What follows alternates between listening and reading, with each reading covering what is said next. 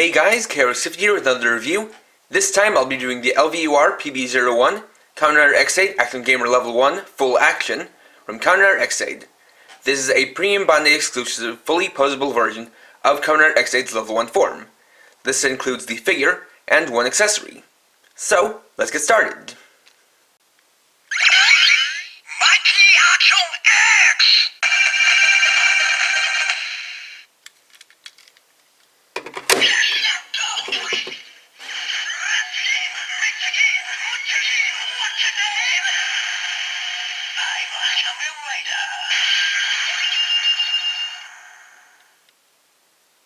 So, let's start by looking at the figure. Starting with the head, you can see that the face is very well molded, with the visor being pretty flat, but also rounded out, and curved inwards at the back. You can see the eyes that are well detailed in metallic orange. Got the little forehead gem, the hair molded up here, and unlike on the regular LVUR version, it also has hair molded back here that does mimic the hairstyle of his level 2 form. Got a lot of nice detailing even in the chin piece. Going down to the body, got the chest plate, which is a lot more visible and a lot bigger than is normal. And this is definitely more accurate. You can see the details inside the chest plate stickered out, including the weapon modes and the rad gauge. Then you can see the button display here, which is now actually raised as well as fully painted, unlike the original one, which was underneath the clear plastic. You've got the arms, which are all nicely painted and detailed. Coming down to the waist, you have his level 1 gamer driver, which even has a pink painted GASHATTO to indicate that's my Action X. On the side, you've got a very well molded Kimiwaza slot holder. Got the legs and feet, which have all the right paint and details. And even getting around to the back, you can see this little back plate, or this little back piece, which is painted in a nice metallic silver. Articulation wise, it's got quite a bit, and some surprising bits of articulation as well. Starting with the arms, rotate them around 360 degrees, go in and out, have a bicep swivel. That basically moves the entire arm. And you've got the single joint elbows. One of the neat touches is that when you bend the elbow, it actually reveals this little part that helps the shape stay pretty consistent, so it still has that ridged look going about it. You have the wrist swivel and the standard 2-finger joints. Then for the waist, instead of a waist joint, he actually has a ball joint inside the torso, so that's a little bit more of a torso joint. So you can see that this piece moves independently of the rest of the body, side to side this much. It has a little bit of wiggle room left and right, as well as front and back. Possibly the most interesting joints are at the hips, where you can see they are pretty close up and pretty tightly in there. So you can't really move them forward and backwards on their own. But in order to do that, you actually pull down the hip joints on these extending shafts, then use that to move the legs forward and backwards. And these joints are more commonly seen on SH Figuarts figures. Then has single joint knees. And the leg joints can be rotated inwards. It is designed once again so that you can still see the ridges, and so it doesn't look too unnatural to have him pose with his knees bent. And then finally, you've got ball joints at the feet. Though they're actually a little bit easier to move if you have the legs fully bent. That way this is actually stuck in place, so that this moves independently of the legs.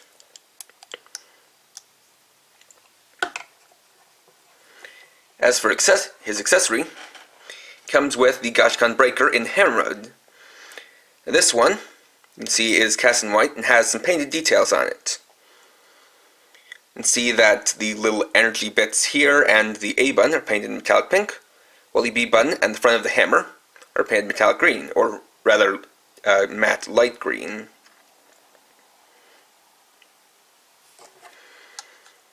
And you can have him hold it using the finger joints, and as far as mine goes, all the joints are quite tight, so there isn't too much problems in holding it. So typically if you have him holding it correctly, it will stay in there firmly, as it's not going to fall out when you pose him or move around. So as far as the figure itself goes, it is quite well made. For comparison, here it is with the LVUR XA Level 1. So, starting from the top, and see that the visor and the overall head is a lot bigger than on the original figure, since it doesn't have to transform to level 2, though we also here get to one of my few flaws with this figure, which is the color used for the hair. As you can see, on the LVUR PB01 figure, it is this more dark matte pink, whereas on the original figure it's this light metallic pink.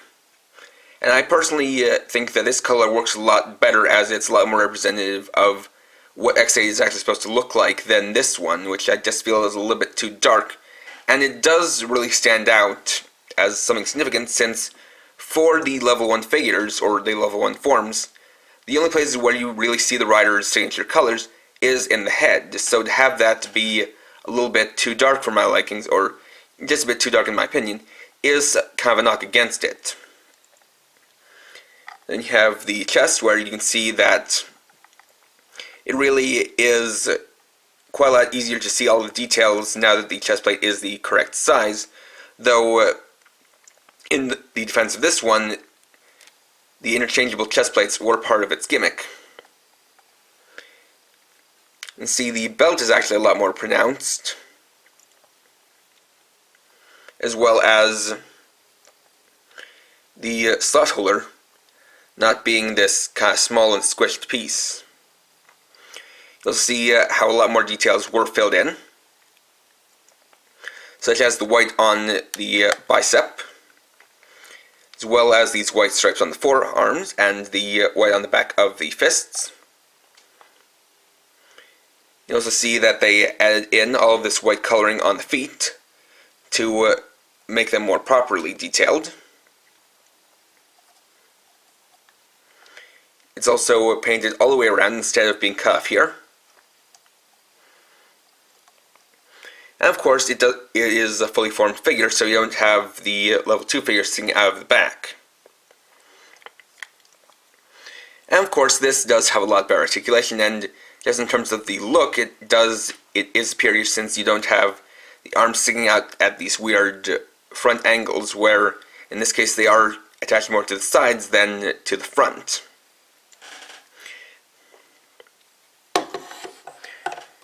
We can even go as far as comparing the weapons.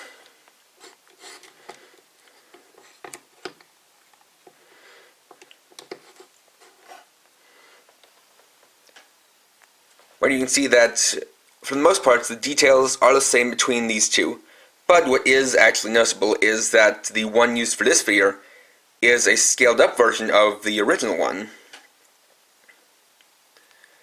So it is, in fact, bigger.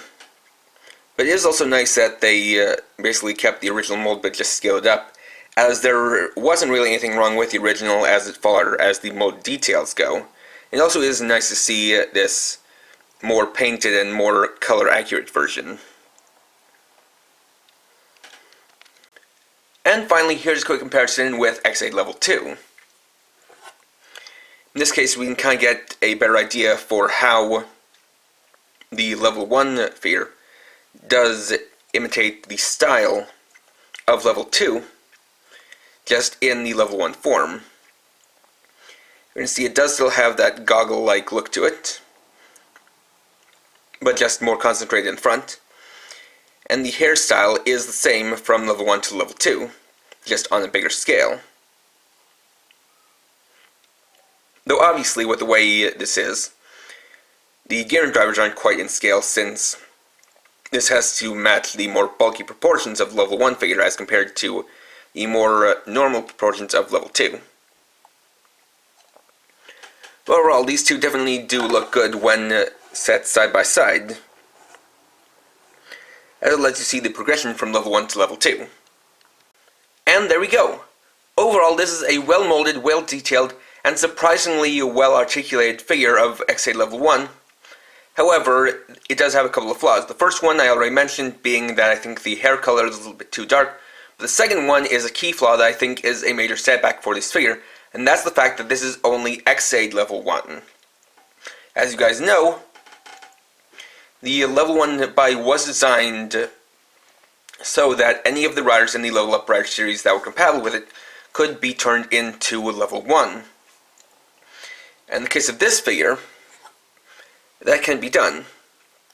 As you can see, if I try to remove the head or the chest plate or the belt, you can see that these are all permanently molded on pieces. So this figure cannot be converted into, say, Brave or Snipe level 1. I think that is a major setback, as separate figures for them were not announced, and I think it wouldn't have been too hard to include some extra parts so you could convert this figure into the other level 1s, or release a separate set that gives you the parts to do so. As it is, I think that is really a flaw, because I'm sure that for some people, they might have a figure rider who isn't X8, and they might want a better, well-articulated figure of their level 1 form. And so the fact that you cannot do that with this figure is something that makes it not as great as it could be.